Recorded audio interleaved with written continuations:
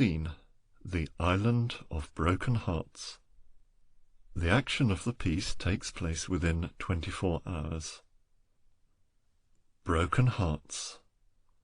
Act 1. Scene: a tropical landscape. In the distance, a calm sea. A natural fountain, a mere thread of water, falls over a rock into a natural basin. An old sundial, formed of the upper part of a broken pillar, round the shaft of which some creeping flowers are trained, stands on a small mound. The time is within half an hour of sunset. Musta, a deformed, ill-favoured dwarf, humpbacked and one-eyed, is discovered seated, reading a small black-letter volume. Musta reads. To move a mountain. That will serve me not, unless, indeed, 'twill teach me how to lift this cursed mountain from my crippled back. To make old young. I am but 42, but still I'll mark that page. The day will come when I shall find it useful. What's this? To make the crooked straight, to heal the halt, and clothe unsightly forms with comeliness. At last! At last! Enter Vavia, who listens in amazement. Take scammony and rue, with henbane gathered in a fat churchyard, pound in a mortar with 3 drops of blood, drawn from a serpent's tail at dead of night. Yes, that's plain enough. Take pigeon's egg, wrapped in the skin of a beheaded toad, and then— Sees Vavia. Who's there? Why, Musta! Pardon me, I'm at my book. I did not hear thy step. Thy book hath lines both strange and terrible. Why, Musta, this is errant sorcery. How camest thou with such a fearful thing? An unseen spirit brought it to me. I brought it to me. An hour or so ago, I saw a distant boat make for our shores. The wind was on her bow. She tacked as though handled by one well skilled in such small craft. Well, on she came, and I awaited her, armed with a boat-hook. When within fair hail, "Sheer off!" I cried. "No stranger touches here." But, heedless of my hail, she kept her course, and when within a bow-shot of the beach, down came her sail, and in she ran to shore. Whom did she carry, Musta? Not a soul. The boat was tenantless. Some unseen power had guided her. I overhauled the craft to find some sign of human agency, and found this book. Vavia, shrinking from it. It is unholy lore. Oh, burn it, Musta! Burn it? No, not I. See what I am, dwarfed, twisted, and deformed. I have a fancy to be tall and straight. This volume teaches me to have my will. My only eyeball flashes from its pit like a red snake trapped in a sunken snare. I do not like my eye. As I've but one, I'd have it large and bright. This teaches me to make it so. My mouth is coarsely cut. I like a tempting mouth, a mouth that smiles, a mouth that's smiled upon. This teaches me to make it so. I will not burn this book. The Lady Hilda has entered during the last line. And what wouldst thou with beauty? What would I? Why, lady, look around. This isle is fair, its feathery palms that tower towards the sky, its prattling brooks that trickle to the sea, its hills and dales, its sea and sky are fair. the beasts that dwell upon it, and the birds that fly above it, even they are fair. And, beyond all, the ladies who have made this isle their chosen home are very fair. And what am I? Why, lady, look at me. I am the one foul blot upon its face. I am the one misshapen, twisted thing in this assemblage of rare loveliness. I am the one accursed discord in this choir of universal harmony. Is this, think you, a proud preeminence? Or rather, is it not a red-hot brand that stamps its damning impress on one's heart, and changes man to devil before his time? Ah, you are mocking me. I mock thee not. We maidens all, save one, have dearly loved, and those we loved have died. We, broken hearts, knit by the sympathy of kindred woe, have sought this isle far from the ken of man, and having loved, and having lost our loves, stand pledged to love no living thing again. Thou art our trusted servant and our friend, the only man of all the world of men whom we admit upon our virgin shores. We know thee, and we trust thee, Musta. Come, this thought might soften harder hearts than thine. And why choose me, alone of all mankind, to serve you in your island loneliness? Because my limbs, though crooked, are strongly framed? Bah! There are tall, straight men as strong as I. Because my heart goes with my fealty? Why, half my wage would buy the heart and soul of 20 well-proportioned servitors. Because of reason of my face and form I do not count as a man? Yes, I'm an ape, a crippled, crumpled, devil-faced baboon, who claims a place amid this loveliness by title of his sheer deformity. Now, monkey though I be, I am a man, in all but face and form. I've a man's heart, a man's desire to love, and to be loved. Hilda seems amused. Ay, you may laugh. But those who seek to laugh may find, methinks, more fitting merriment in such mad love as deals with sundials, trees, rocks, and fountains, and such baby game. My love at least is human in its aim. It's well you should know this. Be on your guard. Exit Musta.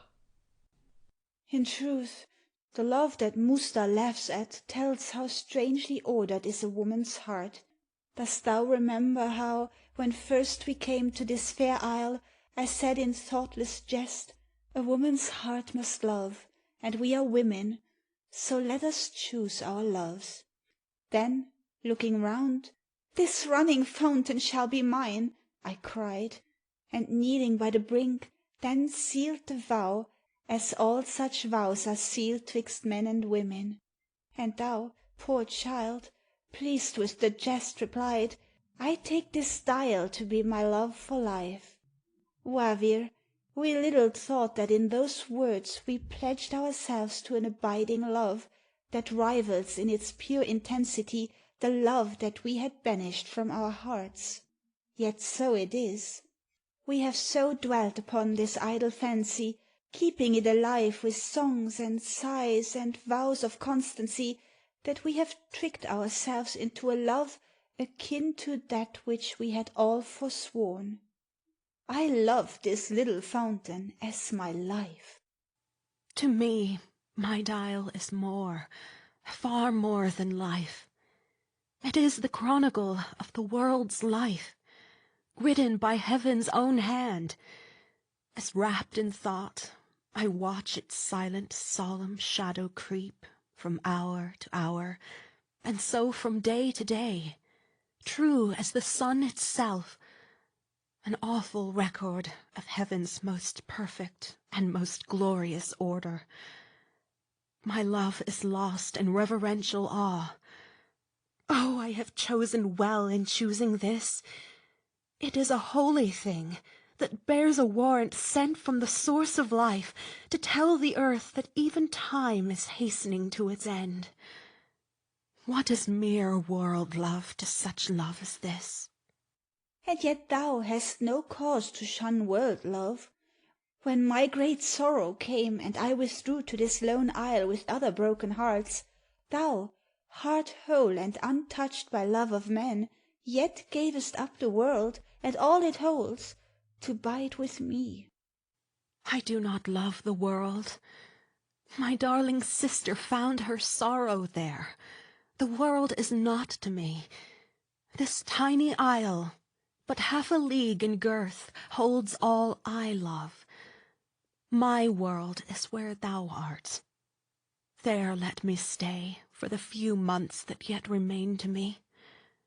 I think my time on earth will be but brief. Hush, hush, Wavir, I will not hear these things. My life has been a very happy life, so free from pain and sorrow of its own, but then I have shared my sister's grief. I had not known what pain and sorrow are. Yet even this calm rest, this changeless peace, saps my poor fragile fabric day by day, and the first shaft that sorrow aims at it may shake its puny structure to the ground. Why, what sad, silly fancy is this, Wavir? Thou hast no pain, my child. No pain, indeed, but a calm happiness, so strangely still. It comes not of this world. I am to die ere very long. Pray heaven I be prepared. It's well for me, and well for both of us, I do not share these foolish fantasies. Why, silly child, believest thou that time will see the fruit that ripens on those cheeks, and note the dainty banquet of those lips, and not preserve such rich and radiant fare for his own feasting in his own good time? Trust the old epicure. Exeunt Hilda and Wavir together. Enter Florian. He comes down, looking around him in admiration. All men who say I am 25 lie. I was born but to-day, an hour ago. Yes, this must be the world, the distant land in which I've passed so many years, and which I, in my puppy blindness, called the world, is but its antechamber. Enter Musta, with book. Born to-day, and by a process which is new to me, my faculties are scarcely wide awake, but if my memory serves me faithfully, this twisted thing and I have met before. The ladies are at supper. Now's my time to master, undisturbed by curious eyes, the ghostly secrets of my spirit book. Where was I? Ah, take scammony and rue, with henbane gathered. Florian, coming behind and taking book from him. Pardon me, that's mine. Oh, heaven and earth! A man!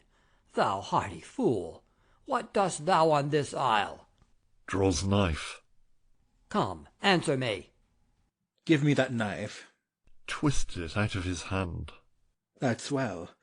Now, what's your will? Go! Get thee hence at once!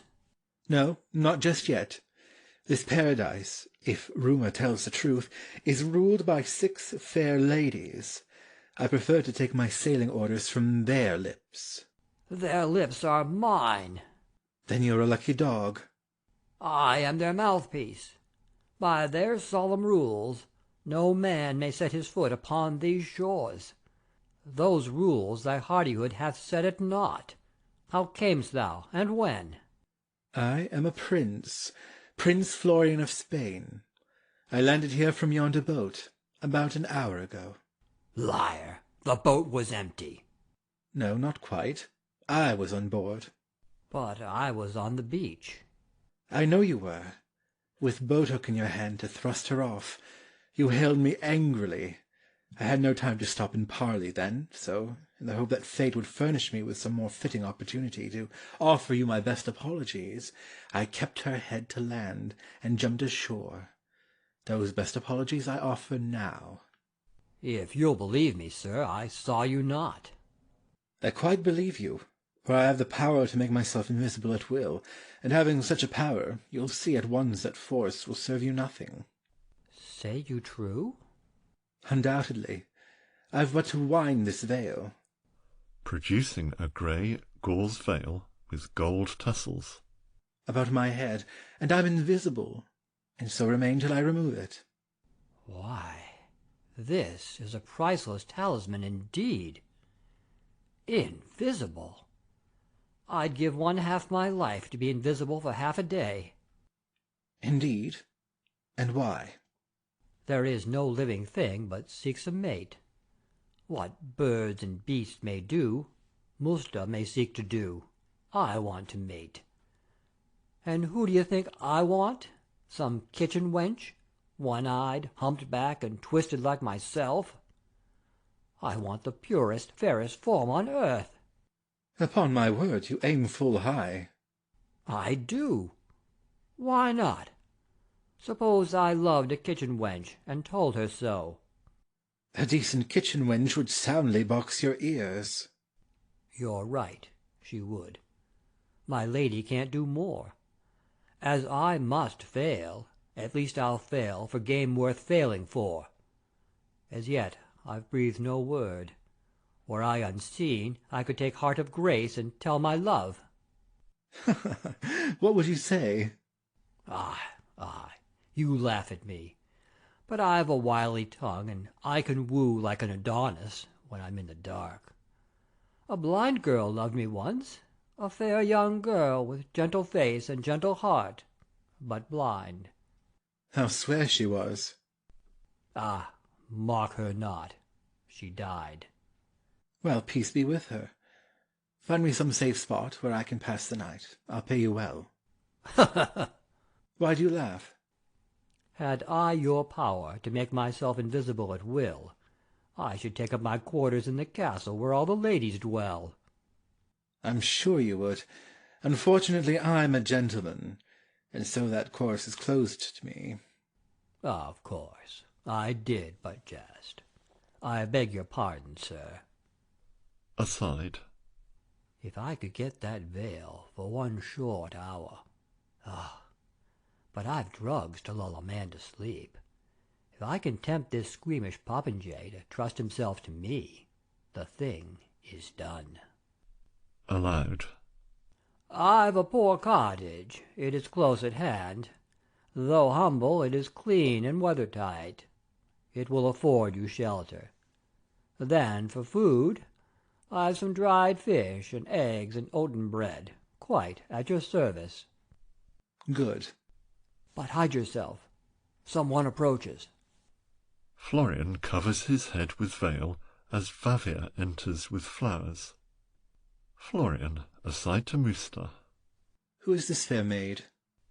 Musta, aside. Lady Vafir. She always comes at eve to bid good night to this old sundial. Keep your ears open, and I'll warrant you, your eyes will open too. Aloud. Lady Vafir, I bid you fair good night. Good night to you. Exit Musta. In truth, a fair young girl. Dear sundial, dost know what day this is? Florian, aside. He ought to know. It comes within the radius of his calling. A year ago today, and we two were betrothed. 1 happy, happy year. Florian, aside. Betrothed, I faith. They're lovers, then. I must devise some gift to mark this happy day. What shall it be? I'll weave a bower of rose and eglantine to place above thy head at eventide, when the full moon's abroad. No foolish moon shall cast false shadows on thy sleeping face, or make thee mutter incoherent tales of hours long since gone by, or yet to come. No madcap moon shall mar thy nightly rest, or in the mischief of half-witted glee awake thy sleeping hours before their time. Florian, aside. He doesn't answer, the insensate dolt, and yet such words are warm enough to rouse a tombstone into life. I've brought thee flowers to deck thy stem. They live their little life, and then they die. But others follow them, and thou shalt have thy garland day by day, while I am here to weave it for thee. Florian, aside. Well, this is the oddest wooing. On my word, 1,000 pities that the lady's love should be lopsided. Come, arouse thee, Dial. Be eloquent with thanks. I've half a mind to thank her for thee, in the interests of all true horologs. I'm content to sit and deck thee, silent though thou art, and yet I would thou hadst the gift of speech, for one brief second, time enough to say, Vavir, I love thee with my whole heart. Florian, aloud. Vavir, I love thee with my whole heart. Vavir, recoiling, horrified. Who spake? 'Twas I, thy Dial. Oh, terrible! What shall I do? Fair lady, have no fear.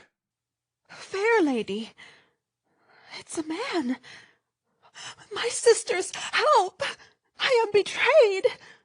Have patience for a while. Who and what art thou? Speak. Florian, aside. What shall I say? Aloud.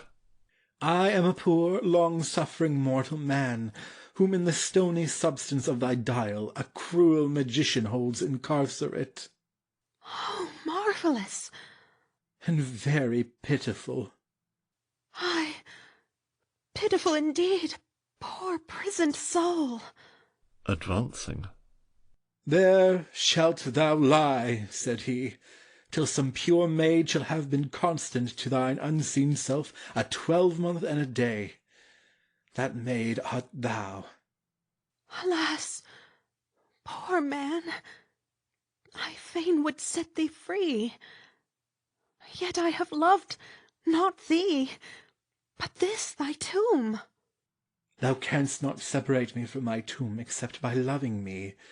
In loving it thou lovest me who am bound up with it, and in so loving me, provided that thy love, a 12-month old, lasts 1 day more, thou givest me my freedom and my life. If thou hast loved thy Dial, thou hast loved me. Yes, I have loved my Dial. But earnestly, with a surpassing love? I cannot say. I am ill-versed in the degrees of love. Judge for thyself. When I am weak and ill, my sisters place my couch beside my Dial, that I may lay my poor thin hand on it. It gives me life and strength, I know not why. Judge for thyself. When the black winter comes, my sisters weep, to see me weep my darling's brief day-life. And when the bright, long summer days return, they join my joy, because with light comes hope, and hope is life, and they would have me live. Judge for thyself. At dawn of day, I seek my Dial alone, to watch its daily waking into life. At set of sun I come to it again, to kiss good night upon its fading shade. Then, with a prayer that I may lay to heart the lesson of its silent eloquence, I seek my bed. So speeds my little life. If this be love, then I have loved indeed. Judge for thyself. Rises. Enter Melusine, A small hand mirror hangs from her waist. Favere, the evening dews are falling fast. The night air teems with damp. So come, dear love, return at once with me. Oh, Melusine, I have a secret. Aside to Dial. May I tell it? Yes. A secret? Aye, a wondrous secret, too. My sundial hath ears to hear withal, and eyes to see withal, and a sweet voice, a gentle, tender voice to woo withal. Oh, marvellous! Oh, fortunate Favere! To woo, and to be wooed, and being wooed, to keep her vow intact. I'd give the world if my loved mirror were endowed with speech. Have then thy wish, fair lady. Why, who spake? Thy mirror spake. Now, day of wonderment! Who gave thee speech? Art thou enchanted too? Ay, that in truth I am, as all must be on whom those eyes are turned so lovingly. A very polished mirror. As for that, we mirrors are as other gallants are, teeming with compliment to fair young maids, but apt to be extremely curt and rude with old and wrinkled faces. On the whole, we are good gallants as good gallants go. And dost thou love me? Love thee, gentle maid? Have I not laughed with thee, and wept with thee, and ever framed my face in sympathy with all the changes of thy varying moods? Hast thou e'er cast thine eyes upon my face, and found me light of heart when thou wast sad, or sad when thou wast light of heart? No, no, most wonderful. And yet not wonderful. I am but one of many. This fair isle teems with poor prisoned souls. There's not a tree, there's not a rock, a brook, a shrub, a stone, but holds some captive spirit who awaits the unsought love that is to set him free. Melusine to Favere. We'll keep this secret safely to ourselves. If it should get abroad, this little isle will barely hold the maidens who will come, prepared to pass the springtime of their lives in setting free these captives. Come, Favere, and we will warn our sisters. Fare thee well, beloved Dial. I go to dream of thee. Dream thou of me. God send thee sun. Good night. Exeunt Favere and Melusine. Two maids, at once bewitching and bewitched. One loves a mirror. Well, that's not so strange, though she'll grow angry with it 10 years hence. The other loves a dial, a cold, stern fact that surely marks the deadly flight of time. Wonders will never cease. Let none despair. Old Kronos, enemy of womankind, has found a pretty sweetheart after all. Enter Lady Hilda, singing and playing on a mandolin. Far from sin, far from sorrow, let me stay, let me stay. From the fear of tomorrow, far away, far away. I am weary and shaken, let me stay, till in death I awaken, far away, far away. Towards the close of the song, she sinks on her knees as a ray of moonlight falls on her. Florian has watched her eagerly during the song, with every symptom of the profoundest admiration. O heaven, enlighten me! Is this fair thing a soul of earth, a being born of woman, conscious of sin and destined to decay? O good and ill, how share ye such a spoil? Can this pure form, instinct with heaven's own light, clothed in the majesty of innocence, have aught in common with the vapid toy we break and cast aside? O sordid earth, praise heaven that leaves this angel yet unclaimed. O heart of mine, O wilful wayward heart, bow down in homage. Thou art caught and caged.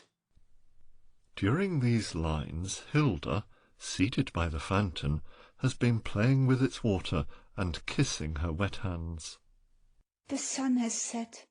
the fierce, hot, thirsty sun, who like a greedy vampire as he is, drinks my love's life-blood till it pines away and dwindles to a thread.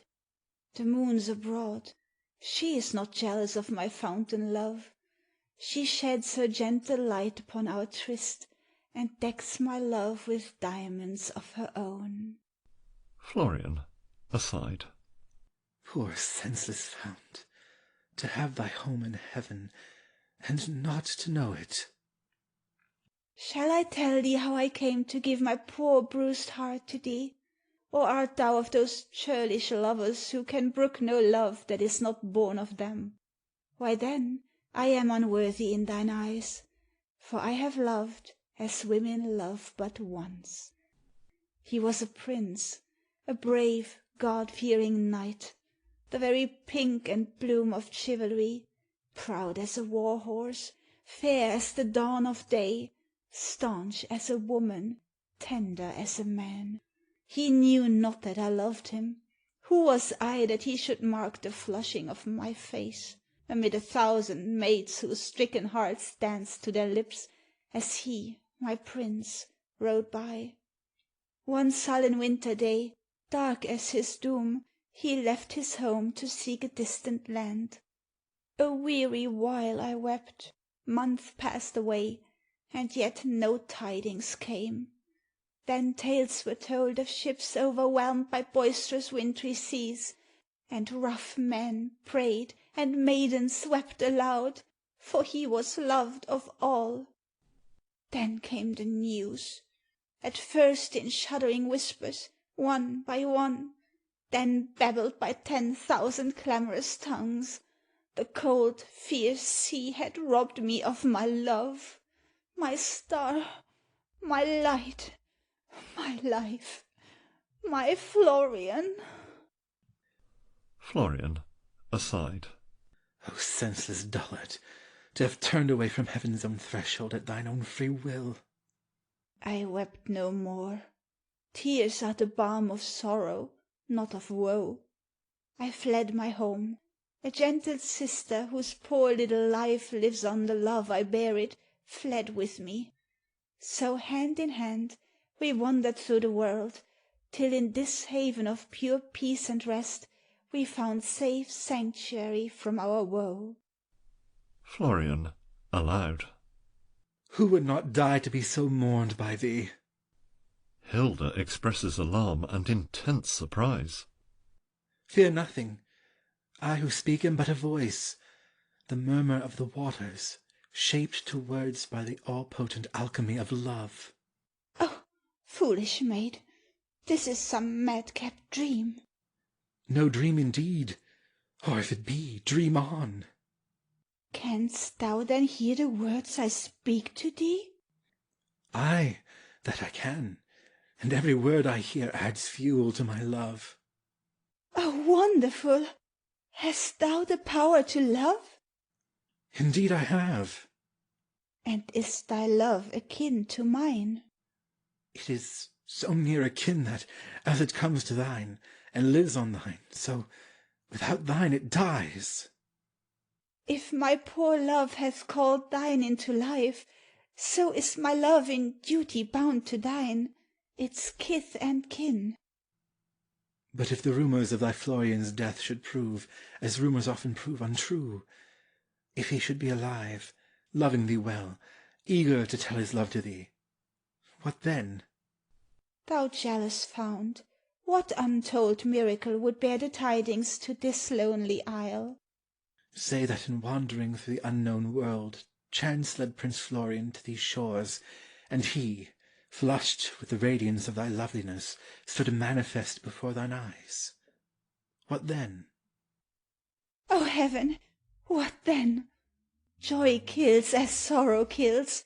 I dare not think what then. Let it suffice that I have given thee all, that I am thine, forever and for aye.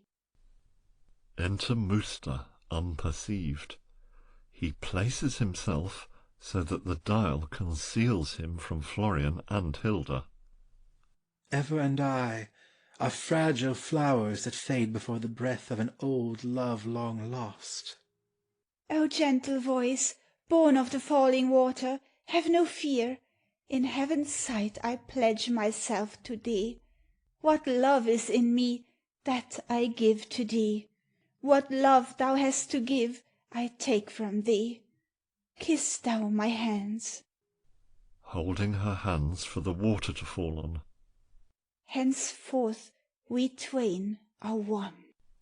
Act 2. Scene same as Act 1. Time sunrise.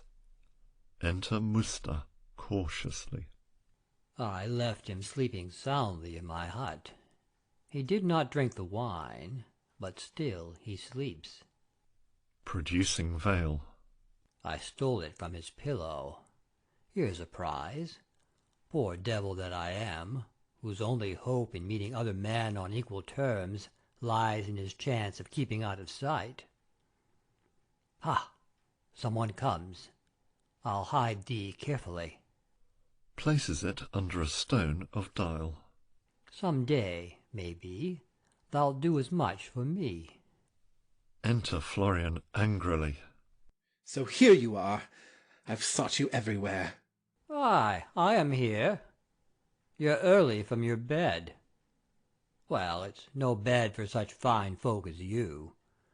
I'm very sorry, but 'twas all I had. The bed was well enough. I have been robbed. Aye? And how was that? There is a thief upon this isle. It's very possible, when people come and go invisibly. It's hard to say who is or is not here. What has the villain robbed? A woman's heart? 2 women's hearts?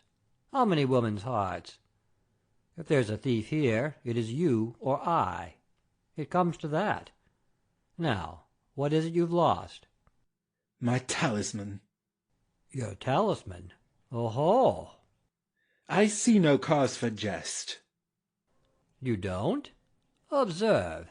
A prince, or someone who so styles himself, with power to make himself invisible, employs that power to gain admission to an isle where certain maidens dwell, when there his talisman is stolen, and he stands revealed before their eyes, the helpless butt of all their ridicule, with naught to say but, "Ladies, pray forgive me.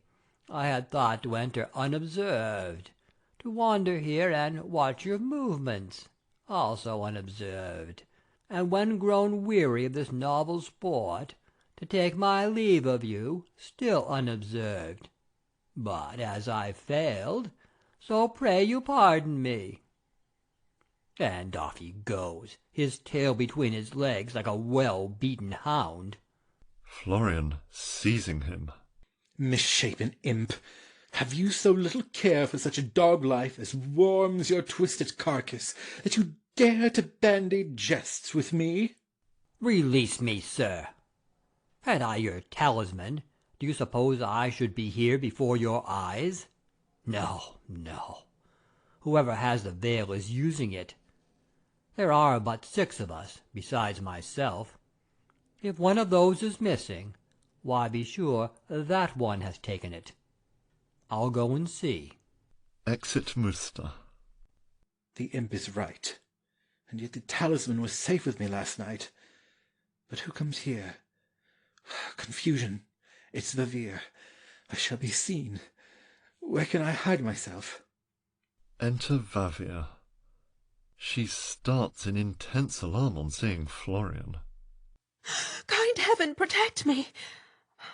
Who art thou? And what dost thou on this isle? Fair maiden, have no fear. I am a knight, sworn on the sacred code of chivalry to hold all womankind in reverence. Listen, and I will tell thee all. Vavir, who has recognized his voice, kneels as in adoration. No need. Thy voice hath told me all. I know thee now. O foolish heart, be still, for all is well. He will not harm thee. This is he whose words, through the still watches of the long, long night, rang like a mighty clarion in mine ears. Favir, I love thee with my whole, whole heart. Thou art the messenger of hope and life, for heaven hath not bestowed this joy on me to take me from it. Yes, I am to live. Florian, raising her. Why, heaven forgive me, maiden! Can it be that thou hast loved this dial of thine with love akin to that which women bear to men? That I have, as I've a soul to save. Why, I have sat for hours and clung to it, until I half believed I felt a heart beating within its frame. And as I clung, methought I drew both warmth and life from it. I wondered then that such a thing could be. Oh, my dear love, I do not wonder now. Embracing him. Florian, aside. God help thee, gentle maid. I little thought my heedless words, conceived in errant jest, chimed in so aptly with thy fantasies. Aloud. Be not deceived. I am a mortal like thyself, in all except thine innocence. A sinning man, unworthy of thy love. Be not deceived. I know thee, and I love thee as thou art, not as the spirit of my nightly dreams, but as thou art, a man of life and death. Hast thou then seen a spirit in thy dreams? I have, the spirit of the sundial, a godlike form of fearful excellence, clad like the sun in golden panoply, his head surmounted with a diadem that shed eternal rays, and in his hand a mighty javelin of gold and fire. So I pictured the sun's ambassador, a god to worship, not a man to love. Leaning on his breast. I had not guessed at half my happiness. Florian, aside. Now by my knighthood I would give 10 years, to find some way to break the truth to her. Time was when I was very glad to die. I did not fear what others seemed to fear. I have heard say that brave, stout-hearted men, whose reckless valour hath withstood the test of many a battle plain, will quail and blanch, brought face to face with unexpected death. I am a poor, weak girl, whose fluttering heart quakes at the rustle of a leaf, and yet I did not fear to die. I prayed to die. But now thou hast so bound me to the earth, thou, oh, my first, my last, my only love, I dare not think of death. Oh, let me live. My life is in thine hands. Oh, let me live. Yes, thou shalt live, Favir, so have no fear. Thou wilt not leave me? Only for a while. I will return to thee. So, hand in hand, we shall grow old and die, still hand in hand? Yes, ever hand in hand. Oh, gentle heaven, I have more happiness than I can bear. Exit Favir. Poor soul, what shall I say? To tell her now would be to kill her. Pauses, irresolute, then exit. Enter Musta, watching them. "Oho, young knight, I'm sorry for Favir. Well, it concerns me not. The girl is fair, and traps are set for her because she's fair, and she'll fall into them because she's fair. Good looks should pay some penalty, that's only fair. Better be such as I am, after all. No one sets traps for me. Ah, who comes here? The Lady Hilda, parting from Favir. Come forth, my talisman. The time has come to test thy power. Takes veil from behind stone as Hilda enters hurriedly. He winds it about his head. O spirit of the well, I've wondrous news. The poor enchanted soul, till now entombed within the sundial, hath taken human form. O gentle spirit, grant my trembling prayer. If thou hast power to quit thy silver stream, and stand in human form before mine eyes, then, by my long and faithful love, I pray that thou wilt suffer me to see thy face. Musta hobbles across behind the fountain and replies as Florian. Yes, I can take such form, but press me not. And wherefore not? I dare not show myself, lest all thy love should fade. Ah, have no fear. My love runs with my life. So women say, who live but once, yet love a dozen times. I am not such as they. I know it well. Then let me see thy face but once, but once. Then thou shalt hie thee to thy well again, forever if thou wilt. That may not be.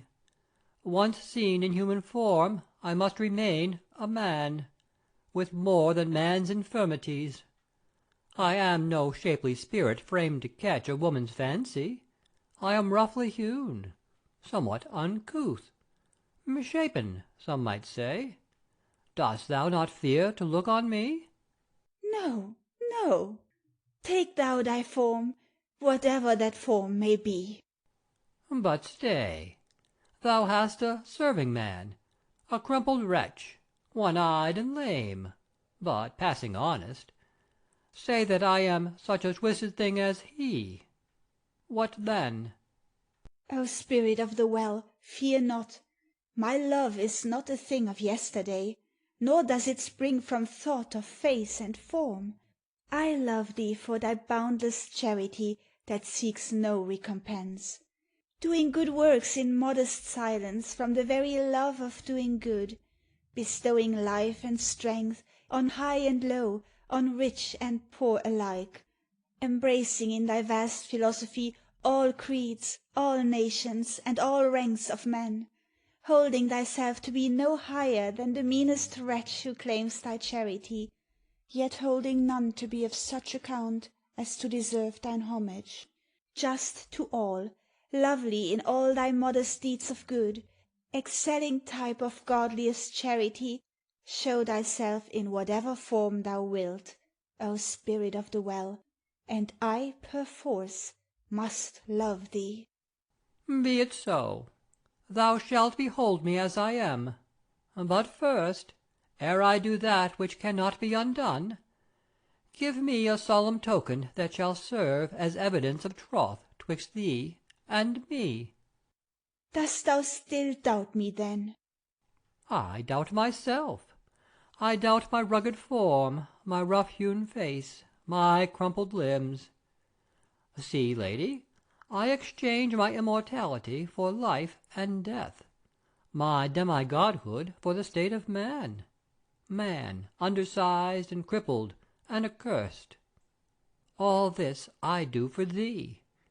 Let me be sure that when I've done all this thou wilt not cry, "Away, distorted thing!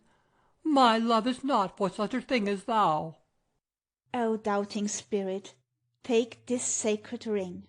It is a holy relic, and a vow spoken thereon binds her who utters it through life to death. Upon this sacred stone I do repeat my vow of yesternight. I am thy bride. Throws ring into the fountain. Musta, taking the ring out of the fountain. Then, lady, have thy will. But bear in mind that modest virtue oft will clothe herself in most unlikely garb. Mistrust all prejudice. Well-favoured hearts may underlie ill-favoured heads. We spurn the dirt beneath our feet, but nevertheless we grovel in such dirt for diamonds, and sometimes find them there. A comely face is but the food of time. A kindly heart time touches but to soften. Think of this, and in thy breast some pity may be found for the poor wretch to whom thy troth is given. Musta reveals himself. Hilda, whose fears have been gradually aroused during this speech, recoils in horror and amazement at seeing him. Musta! O heaven, what have I said and done? Was thine the voice that spake? My lady, yes. Oh, cruel, cruel! Lady, pardon me. I knew not what I did. O wretched man, I pardon thee. Thou dost not, canst not know how deep a wound thine idle words have riven. O heart, my broken heart! Sinks onto ground by Dial. My Musta, shame upon thee for this jest, this heartless jest, this girl mockery. When thou wast sick to death I tended thee through weary days and weary, weary nights, and bathed thy fevered brow, and prayed with thee, and soothed thy pain with such poor minstrelsy as I am mistress of. I sang to thee, and brought thee pleasant books to help thee speed the lagging hours of thy recovery. Has my heart seemed to thee so stony hard that it could bear this deadly blow unbruised? O Musta, shame upon thee for this jest. Jest, Lady Hilda? Nay, I did not jest. Why, look at me. Hilda, gazing at him. O Musta, can it be that thou hast dared? No, no, impossible. It is too terrible. I have dared. I studied necromancy, and I learned to weave a mighty engine for myself, a web that gives invisibility. Producing veil. Shrouded in this, I wooed thee yesternight. Oh, I can woo. At least I've shown thee that. A voice rang music in thine ears. 'Twas mine. Words thrilled thee to the core. I spake those words. Love filled thy very soul. 'Twas I that wooed. My very self, stripped of the hideous mask in which my soul stands shrouded from the world. I'll woo like that all day. But shut thine eyes, or turn thy head away, and I shall make as fair a husband as the best of them. Oh, horrible! Go, get thee hence, away! Take money, what thou wilt, but get thee hence! O madman, madman! Why, what could I do? Should I have reasoned with myself and said, Musta, when thou wast sick and like to die, the Lady Hilda came to thy bedside, and sat and nursed thee day by day. 'Twas nothing, when writhing at thy very worst, her tears fell on thy face like rain, a woman's trick. When baffled death was tugging at thy throat, her gentle prayers rose to the gates of heaven, mingled with the insensate blasphemies of thy delirium. Account it not. Go to thy labour, get thy spade and dig, and when a foolish sob of gratitude rises unbidden to thy croaking throat, they sometimes will, one can't be sure of them, swear a big oath and whistle it away, lest it take root and blossom into love.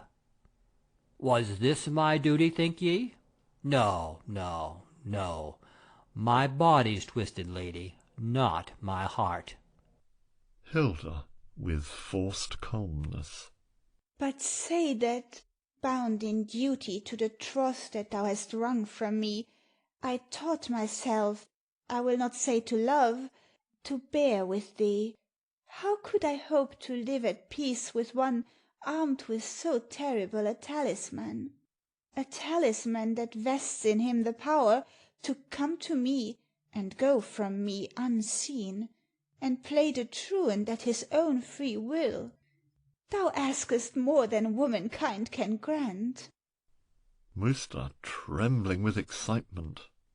Oh, lady, lady, give me but thy love, and in that gift will lie the surest proof that I will not misuse my talisman. It may be so, but Time's an alchemist who changes gold to dross. Some day, maybe, this love of thine will sicken, wane, and die. How could I bear this widowhood of soul, knowing that thou hast power to come and go unseen? Musta, overjoyed. Be sure I'll neither come nor go. My place is at thy side. Such love as thine would surely chain the proudest prince on earth, and how much more so poor a wretch as I. I'll trust thee not. Doubt would lie heavy at my heart, not less because I had no reason for that doubt. Give me thy talisman. Nay, bear with me. Give me thy talisman. Well, well, 'tis thine. But bear in mind, the troth that thou hast pledged upon this ring can never be recalled. I know it well. I'll keep my troth. Give me thy talisman. Lady, 'tis thine. See how I trust in thee. Do with it as thou wilt. Render it apart, and cast it to the winds. Its work is done. Giving it to her. Behold me now, unarmed. Hilda, changing her manner. Unarmed be thou, as all should be who use a deadly power to such foul traitorous ends. I am thy bride. I am thy bride. Make thou the very most of such poor comfort as those words may hold. Proclaim thy victory. Say to thyself, she is my bride. I wrung an oath from her, with miserable lies. She is my bride. She saved my wretched life, and in return I poison hers, but still she is my bride. She shudders at my all-polluting touch. She loathes my mean and miserable soul. What matters it, so that she be my bride? O purblind fool, thy plot so subtly laid is laid too subtly, and the cunning snare that trapped thy bird is laid too cunningly. For as it made me thy poor prisoner, so shall it hold me from thy deadly grasp forever and forever. Raise thine head, and look upon thy bride for once and all, for by the heaven above, the eye of man shall never rest upon my face again. She covers her face with veil, and exit. Fiends tear your throat to rags. No, I rave. Hilda, come back to me. I'll be thy slave, thy willing slave once more. I did but jest. My jest is dead and gone. Come back to me. I will release thee from thy plighted troth. I love thee, love thee, love thee. Oh, come back and save my soul and body. 'Twas a jest, an idle jest. I am thy drudging slave, no more than that. I never thought of love. 'Twas but a jest. 'Twas idly done. But well, oh, Lady Hilda, oh, come back to me. Enter Florian. What is this outcry? It concerns you not. Where is the Lady Hilda? Who shall say? Why, thou shalt say. As there's heaven above, I'll wring a civil answer from thy lips. Take any answer that may fit your mood, and leave me to myself. I'm not in cue for more cross-questioning. Thine impish tongue is set awry to-day. It is awry. Take care. But stay. When you were seeking for your talisman, you bade me ascertain if any one were missing. Very well. The Lady Hilda's missing. Foolish ape, dost thou infer? I draw no inference. I state the figures. Add them for thyself. Enter Hilda, still veiled. She gazes in amazement at Florian. Hilda, aside. Merciful heaven, restore me if I rave. His form, his face, his voice. Florian, to Musta. Base liar! Know that we are plighted lovers, she and I. She gave her heart to me but yesternight. Why should she hide herself from me to-day? Perhaps excess of joy hath driven her mad. I'll not believe thy tale. The maid is here, and can and shall be found. Well, go and search, and if thou findest her, why, I'm a liar. Reward me as thou wilt. A fit reward will be a yard of steel between thy ribs, and thou shalt have it. Thank you kindly, sir. Exit Musta. Florian sits dejectedly by fountain. 'Twas he that spake to me. How can I doubt? Are there two such as he? O heaven, is this the senseless herald of a mind unstrung? Let me be sure. He spake of me who long had mourned him dead. He told how, shrouded from my gaze last night, he gave his love to me. O gentle heaven, give me more strength to bear this weight of joy. She advances to reveal herself, when Vavia enters and sits lovingly at Florian's feet. Hilda, horrified, veils herself again. At last I've found thee, Florian. Far and near I've sought thee, for I'm very strong to-day. Why, what a wise physician is this love! For see, my eyes are bright, my face is flushed with the glow of health. This new-born love gives me a new-born strength. O Florian, place thine arms round me. Let me rest on thee. I draw my life from thee. My heart, my heart. Florian, aside. Alas, poor maiden, I must tell thee all. May heaven help me break the truth to thee. Aloud. Dear little lady, yield not up thine heart too readily. The world is set with traps and hidden pitfalls. Keep thy gentle heart for one who, by his pure and godly life, hath given thee proof of his right worthiness. Vavia, surprised. Why speakest thou in parable? Behold, have I not loved thee for a long, long year? What proof hast thou that I indeed am he whom thou hast loved so long? I have thy word, and had I not thy word, I have my heart to tell me whom to seek and whom to shun. Mistrust that little heart. It is not framed to guide thee of itself. Like virgin gold untainted by alloy, it is too pure for this rough-ready world of work-a-day. I have a tale to tell. There was a knight who, as he journeyed, met a gentle maid, with whom he, light of heart and light of tongue, conversed in playful strain. The maid was fair, and he, in jest, spake loving words to her, believing that she knew them to be feigned. At this point it begins to dawn upon Vavia that Florian is referring to her. She, pure as faith, having no thought of guile, tender and trustful in her innocence, believed the madcap knight's unworthy words, and nursed them in her heart. He, smit with shame, for he was plighted to her sister. Vavia, finding her fears confirmed, rises, shrinking from Florian, expressing extreme pain.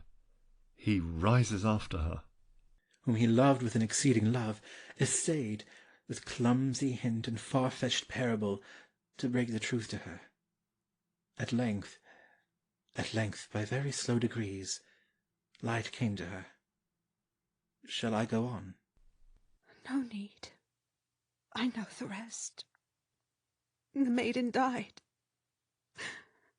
She pardoned him, then died.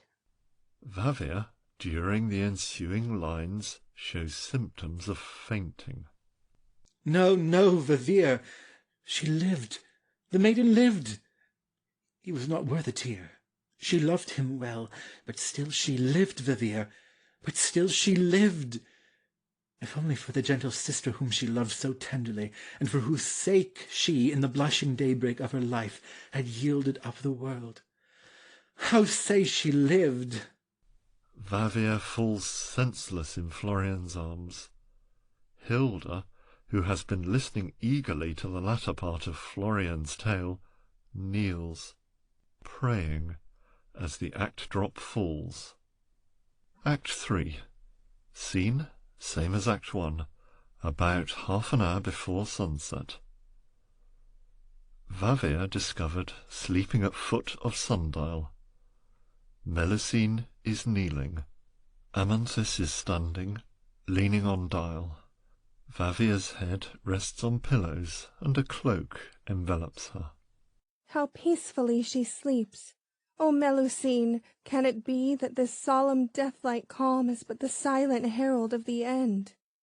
As she has lived, so will our darling die. Gently and peacefully, this tranquil sleep may change to tranquil death, and give no sign. So will she pass away. But see, she wakes! Would heaven that we had fairer news for thee, my poor Vavir! Vavir, awakening and very feebly. Thy face is very sad. Are there no tidings of my sister? None. Dear Melusine, keep not the truth from me. Some fearful evil has befallen her. Tell me the truth. See, I am stronger now. Nay, calm thyself, Vavir. Save only that she has been sought, and has not yet been found. We have no truth to tell. How speeds the day? Thy dial points to 8. 1 little hour, and then my sun will set. Farewell, O sun. How gloriously he dies. The sun will sink to rest throughout the night, as we shall rest, but not to die. To die as we should die. The night is given to the world that she may mourn her widowhood. He knows no night, but journeys calmly on his heavenly path, wrapped in eternal light, and all a type of the excelling life we try to live, of the all-glorious death we hope to die. See, Vavir, see upon Beacon Hill Musta returning from his weary search. Is he alone? Alas, my darling, yes. But still perchance he brings some news to us. I'll go and meet him. Stay thou here, Vavir, and I will bring thee tidings. Be it so. Be quick, dear Melusine, and then... To both. Go seek Prince Florian, then say to him that I would fain have speech with him alone, if he will deign to grant me audience. Exeunt Melusine and Amanthis. Another hour, and then my sun will set. Oh, Hilda, oh, my sister, come to me. Hilda enters, veiled. The loving day is drawing to a close. I dare not face the cold, black night alone. I want thine arms around me, and thy face pressed once again on mine before I die. Oh, Hilda, oh, my sister, come to me. Hilda, unveiling and kneeling. Vavir, fear nothing. I am here, my child. Vavir, embracing her. Hilda, my sister, heaven is merciful, and thou art safe and well? Yes, safe and well. Where hast thou been? Throughout the long, long day my weeping sisters have been seeking thee. No matter now, Vavir. When thou art strong, I'll tell thee all. But I have news for thee. Rare news, dear sister. Dry those gentle eyes. The mighty sorrow that hath bowed thy heart is at an end. Thy prince, thy Florian, whom thou hast loved so tenderly, he lives. Hilda, my sister, he is seeking thee. Here, on this island, he is seeking thee. Hilda, he loves thee, for he told me so. I know he loves me. Thou hast seen him, then? I know he loves me. Even more, Wavir, I know the secret of thy heart. Poor broken heart. Oh, sister, pardon me. I did not seek his love, nor knew I then that he had loved thee. Sister, pardon me, for I have suffered very bitterly. Wavir, I have a prayer to make to thee. Wavir, thou lovest him. Thy little life, more precious to us all than all the world, lies in his hands. He is thy life to thee, and pitying heaven hath led him to our shores, to save thee for us. Take no thought of me, for I have wrestled with this love of mine, and vanquished it. It lies beneath my feet. With assumed gaiety. Remember, thou and I have but one heart, and so that it is happy, what care we whose bosom it may beat in, thine or mine? Nay, but thou shalt not speak. I'll keep away. His eyes shall never rest on me again. He will forget me then, and wander soon. Men's hearts are in their eyes. This love of theirs must have its daily food, or it will die. I'll keep away, so take him to thine heart, and tell him that I spake in jest, that I had plucked his image from my heart and cast it from me 12 long months ago. Say that my heart is cold and dead to him. Say that. Hilda breaks down and sobs in Vavir's lap. Oh, sister, weep no more. Thy prince hath chosen, and hath chosen well. Of what account is such a life as mine? Why, it is ebbing fast. Grieve not for me, and yet I fain would live a little while, to see thy face once more alight with joy, as in the old, old days. So shalt thou live, to see my joy at thine own happiness. Wavir, he will be sorry for a while. Be kind to him. He will forget me then. Remember, all my love for him is dead. Kiss me, my child. Kiss me again. Farewell. Hilda pauses, looking at Vavir for a moment, then covers her face with the veil, and exit. O loving heart, sweet, gentle sister heart, to bid me blight the outset of thy life, that I may count the time that's left to me by days instead of hours. Come back to me. I have no time to love. The end is near. Enter Melusine, followed by Florian.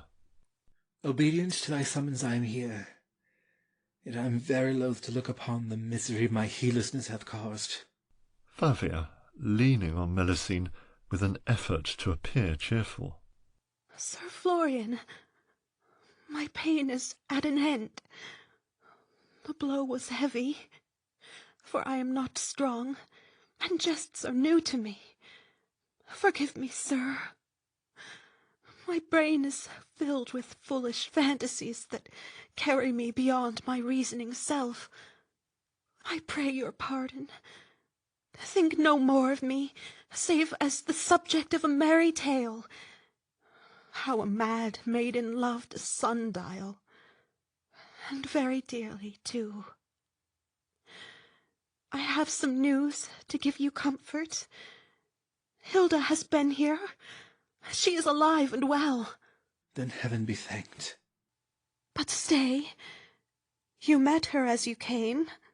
No, we saw no sign of her. It's very strange. She left me but a minute since, and took the path by which you came. Go seek her, sir. Be very sure she waits you close at hand. Come, Melusine. Farewell, Sir Florian. Deal gently with me when you tell the tale. Exit Vavir, supported by Melusine. She shows by her change of expression that the effort to appear cheerful has caused her great suffering. She took that path, and yet I saw her not. There's but one clue to this strange mystery. She has the talisman. By what strange means it found its way into her spotless hands I've yet to learn. Musta has entered during this speech.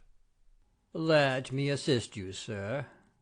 I stole it from your pillow as you slept, and used it for my ends. I took your place beside the fountain, and I wooed her there. And there she pledged herself to be my wife, and as a token gave this ring to me. Showing ring. Why, miserable ape, hast thou then lost the mere life-seeking instinct that inspires the very meanest of thy fellow beasts? Thou hast come to say those things to me? I have.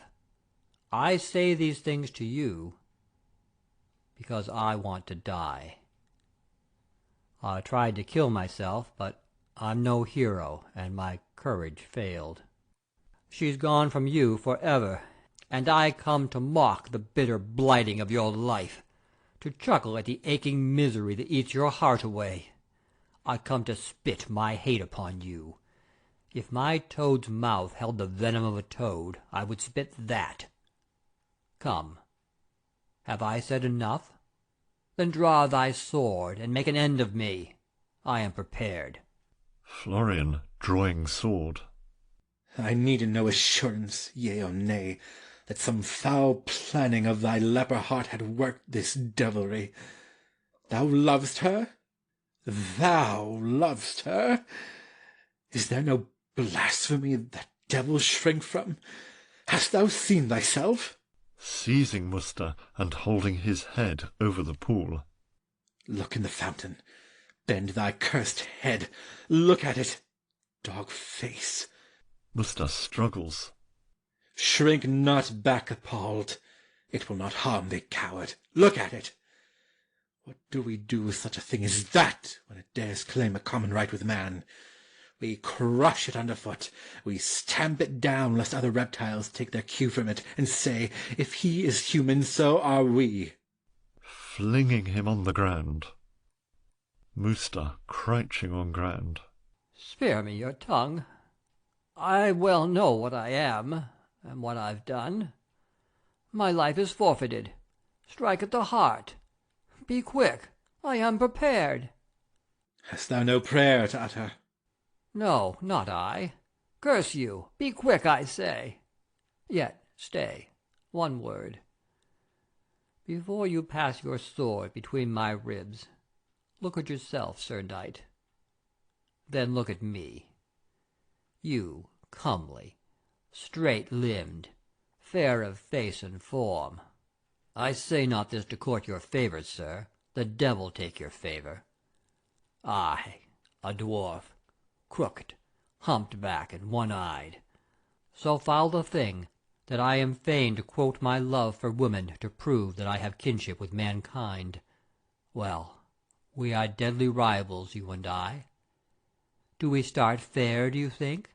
Are you and I so nicely matched in all that wins a woman that I should hold myself in honour bound by laws of courtesy?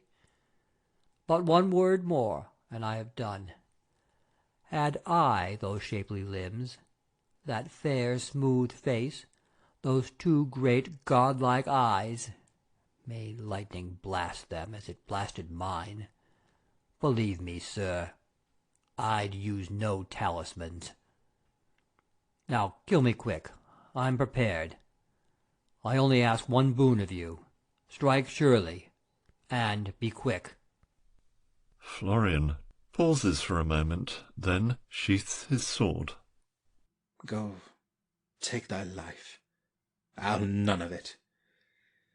With one whom heaven hath so defaced, let heaven deal. I will not sit in judgment on thy sin. My wrath is faded. When I look upon the seal that heaven hath set upon thy brow, why, I could find it in my heart to ask thy pardon for the fury of my words. Go, take thy life, make fair use of it. Musta, much moved. I thank you, sir, not for my blighted life, but for the pitying words in which you grant it. You've moved me very deeply. Places the ring that Hilda gave him on Florian's finger, then kisses his hand. Curse the tears. I am not used to weep, my lord. But then I am not used to gentleness from men. Exit Musta. Unhappy creature, go thy ways in peace. Thou hast atoned. O Hilda, come to me. If thou art here, if thou canst hear my words, then by the love that thou hast borne to me, by all the tears that thou hast shed for me, by all the hope thou hast held out for me, I do implore thee to reveal thyself. Enter Hilda, veiled. Fear nothing, for I have the holy ring on which thine oath was given. By cunning fraud that oath was wrung from thee. Fear nothing now. Hilda, unveiling. Sir Florian, I am here. O Hilda, mine only love, safe in my arms at last. Why didst thou hide thyself away from me? Hilda, hurriedly.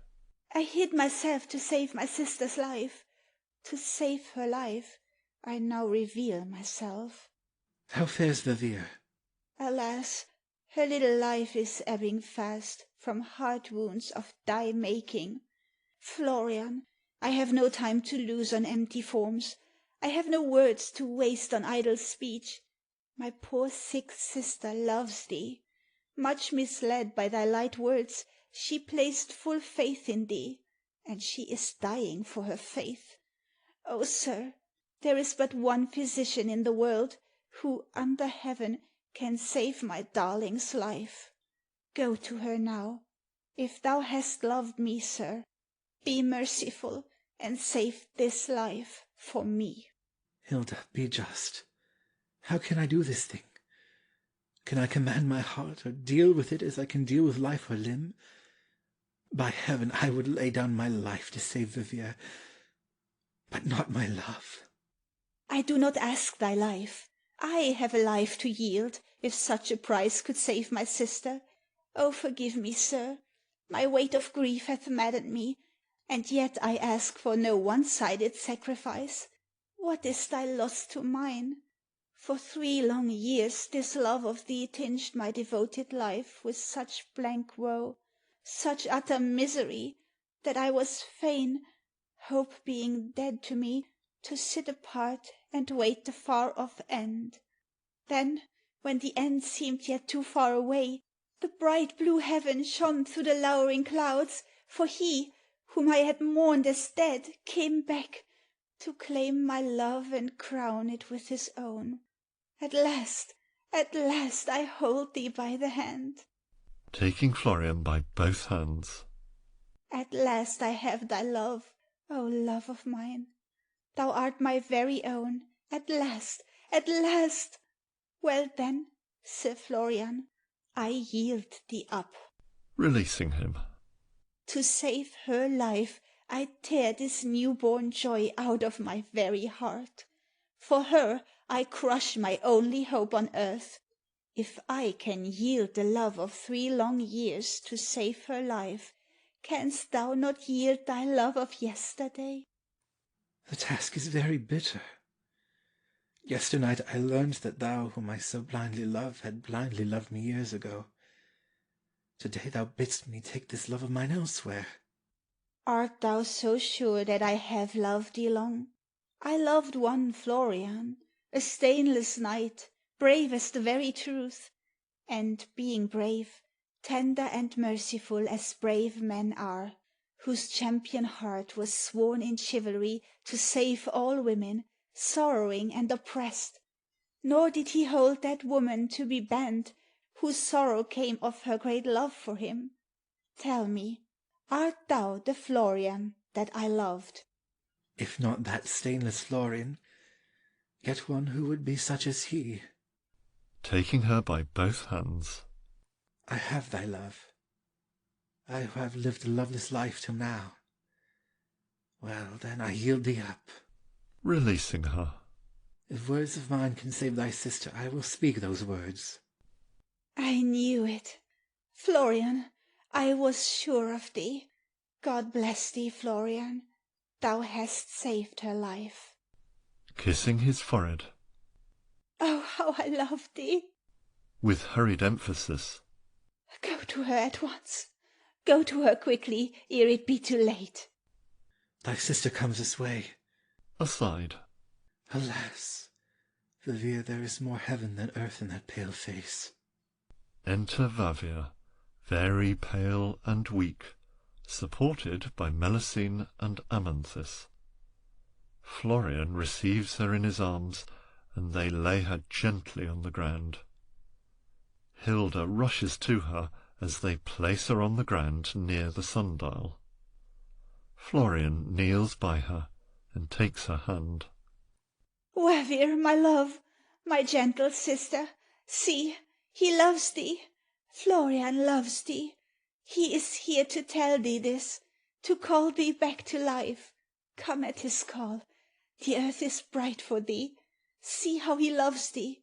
O Vavir, come back. It is too late. Too late. I feel the hand of death upon my heart. So let it be. My day is spent. My tale is nearly told. Vavir, Vavir, have pity on us. Gentle little soul, fly not to thine appointed heaven. Not yet, not yet, not yet. Eternity is thine. Spare but a few brief years to us on earth, and still eternity remains to thee. He loves thee. Florian loves thee well. O death! Are there no hoary men and aged women weeping for thee to come and comfort them? O death! O death! Leave me this little flower. Take thou the fruit, but pass the blossom by. Weep not. The bitterness of death is past. Kiss me, my sister. Florian, think of me. I loved thee very much. Be good to her. And, dear sister, place my hand upon my dial. Weep not for me. I have no pain, indeed. Kiss me again. My sun has set. Good night. Good night. Vavia dies, Hilda falling senseless on her body. Curtain.